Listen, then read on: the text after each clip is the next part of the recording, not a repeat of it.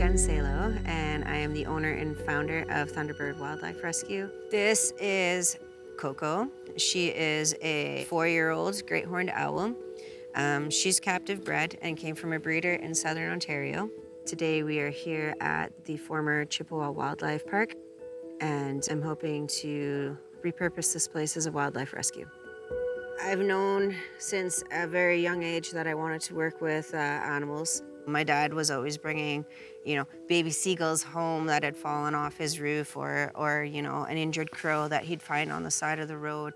I was just always interested and always fascinated with animals, with wildlife, learning how to heal. And really that was what I wanted to do more than anything. This is Namari. She's a female Harris hawk here. This is Jen's bird. We do a lot of events with her. She's a great bird to work with. The scariest part is not knowing if they're gonna tear your face off. I'm just kidding. No, honestly, I'm not intimidated by the birds at all. Once you get to work with them and handle them, you're just so normalized with it. It's natural, right? I don't know, I'm just not scared of them, but I'm not scared to die, so maybe that's why.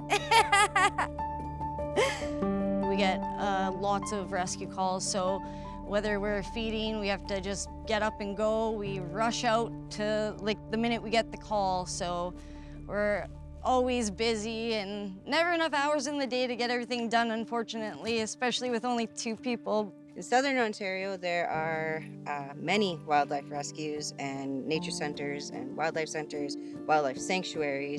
but on our side of the lake, there's nothing. The thing that draws me so much to Chippewa is the existing infrastructure. It's hundreds of thousands of dollars that they've already put into the infrastructure, and it just makes sense to use something that already exists. It was very important to me that we breed the majority of our own food.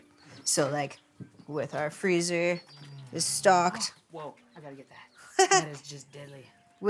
So we grow our own bunnies, we grow our own quails, we grow our own chickens, and we grow our own pigeons. So those are our 4 basic main foods that we feed everybody on. When you're buying bags and bags of frozen birds, you don't know what conditions they were raised in, you don't know what medications went in them, and you don't know what food went into them.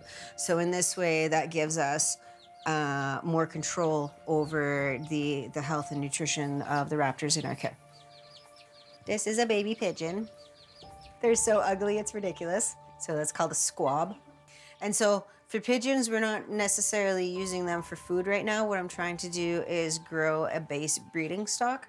So with pigeons, we want an entire colony of pigeons that are going to be wed to this location, to Chippewa.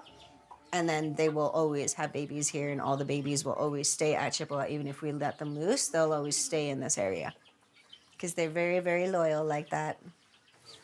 The most common injuries that these birds and wildlife come into contact with are vehicle hits. That's hands down the most common injury. A lot of these birds get hit eating roadkill.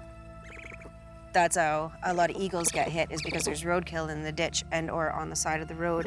And when they're taking off from that kill, that's when they get hit.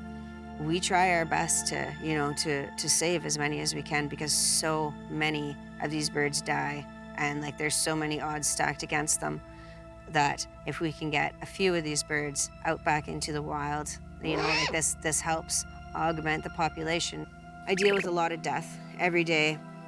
When you put so much effort into something, especially when it's not even your own pet and stuff too, it doesn't negate how heartbreaking it is watching that animal die in your hands, and or having to make the hard decision of this bird will never be released, and or it's not going to heal, and so I have to euthanize them.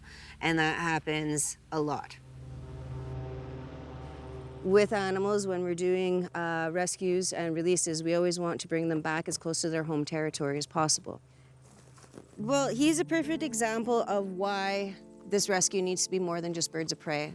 There's so many wild animals that are either found in distress, or found that have been hit by vehicles, that are found abandoned, something happened to its mother. And there's no resources here in Northern Ontario to help these creatures, and we're basically told by authorities to just let it be. And I don't think that's right, because 90% of the wildlife that we find that's in distress is human caused. Canadian Wings of Rescue is it's a volunteer organization, so I think everyone who works there is purely volunteering. So there's a bunch of coordinators, and then there's people like me who are pilots who have aircraft and will volunteer our time in our plane to take animals wherever they need to go. I think we all have empathy, right? I think we all care about animals that are suffering or animals that are in need. These are organizations that exist, people giving their time just to help animals and to try to make the world just a little bit of a better place. And so that's really what the mission is. I know that's what Jen does, and that's certainly what Canadian Wings of Rescue is trying to do.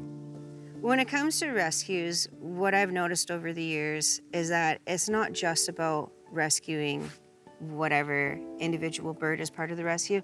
It's about acknowledging the people who care about that bird that they found.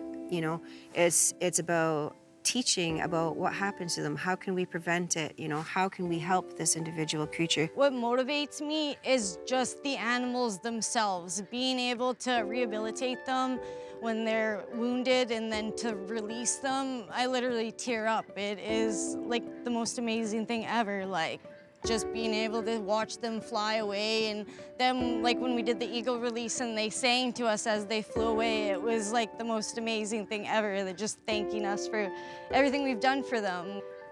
I save birds, but they've honestly saved me. Like, I've gone through so much depression and stuff that they've literally like bring me up, like, so they've helped me in a lot of ways, and yeah, I'm definitely stronger and better now than before, so. To be able to take something that was broken or that was sick and to bring it back to health and to be able to release them back to the wild, there's no better feeling. There really isn't. Like, it's the culmination of everything we do to watch those birds fly away, to get another shot at life.